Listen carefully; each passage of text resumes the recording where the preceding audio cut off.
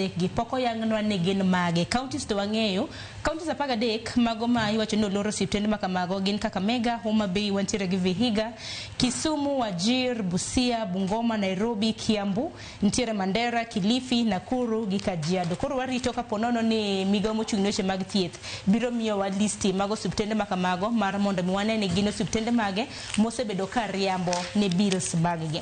Kopogore gi mano, kapok wadonjo e thor wach machielo, bende Standard bende nomiyo pek ntiere rawera mong'ere gi nying mar Kinyagia Ndiangui ma bende ipenjo ni kanye. Nyakwar Mgajang rawera makama kapo nono ni intiere mbui mopogore opogore geno mara neno invitation moro iwacho ni chenro mana gweli mar mondo mi iwuog oko e ng'anyo mar chien tarik 25 ng'anyo ma bende nesundo piny owacho ahinya kinde mane rwako higa achiel mago ng'anyo manotema e pacho ka higa mokalo.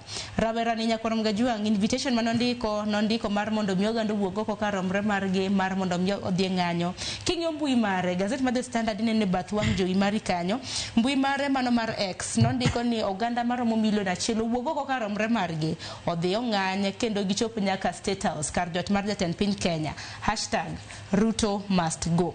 Mwalimu doche makawuono naneno kanyo ka doho okwayo jatend okwach kich mano Amin Mohamed kanyakla kod ogai mar obila mano Douglas Kanja mondo chop e nyim doho mondo yang ni rawera nene kanye nikech kikoso negbe ni chwadi nyim doho.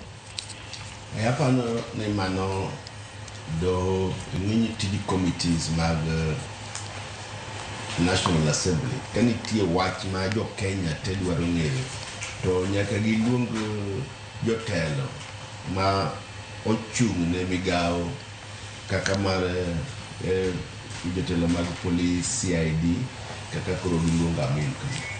Ndiangui ni en iluongi ni IT guru, an expert mar IT kendo en graduate mano osomo mana university ma Kabarak kocha en gi family to kane pok otim maandamano mar tarik 24 nitie post moko manowacho kaka ji dhi ng'anyo kendo kama ne ji dhi rome sama ne ji dhi rome nondiko ni gino chakore saa 2 kendo kuon magi dhi luwo kendo no owacho ni aparo gima koro kete tabu ahinya ni nodwa ni kugino serumu to gi kete New Republic.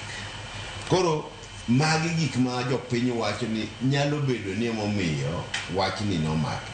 Koro joluongo jatelo mamin jo buro luonge mondo nyis jo piny ni to nyathini ang'o manotime to en kanye nikech wachore ni kanodhi make jo aluora makanyo ne bas ni noneno geche manomake to gi jok machalo ni nomake. Koro mai mopi hapa noluonga Amin mondo dhi oler ne jo Kenya ni to nyathini odhi kamanade. Ing'eni wach mar meko ni koro sani ng'eny osebedo wach maduong' ahinya Kenya ka ta ahinya kuom nyithindo miluongo ni Gen Z nitie maki iyudo ka omakgi to samoro ok wang'e kuma gintiere ahinya. To magi mosewacho kaka jobura ni a state ma is not a failed state ok owinjore ni ngima ng'ato obedi atari, ok owinjore ni inyalo luor ni kiwacho gimoro to inyalo maki.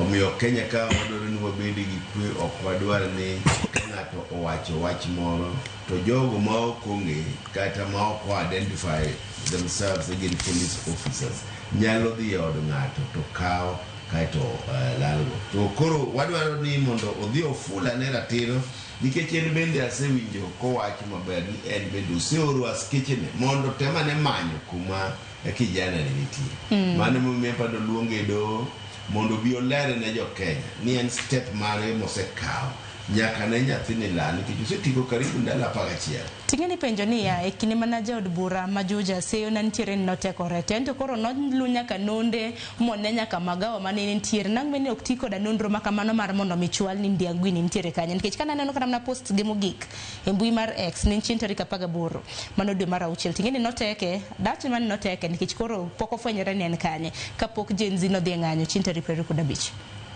Hapa ni okwach kich ma wan go Kenya ka nigi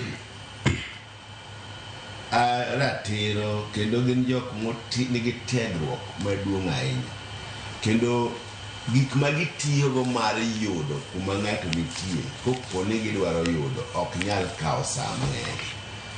Omiyo Kenya ka kopo ni ng'ato lal to idwa manye, taparo ni gin gi teko kendo gin gi nyalo mar yudo kuma ng'ano nitie. Omiyo an awacho ni ok ni ka mbunge olal kaka wacho Majuja no kata no abduct to gitiyo gi teko moloyo ka raia moro olal. Owinjo wabed e system ma ng'ata ngima ni duong'. Obed in Sharon kama, obed an, obed nyathi moro, ka ng'ato jopiny osewacho no winjo many to Kenya ka wan gi gadgets to gi nyalo mwanyalo manyo go ng'ato e yo mar haraka. Omiyo kijana ni bende kaka jo Kenya dwaro owinjo wang'e ni to en kama chalo nade.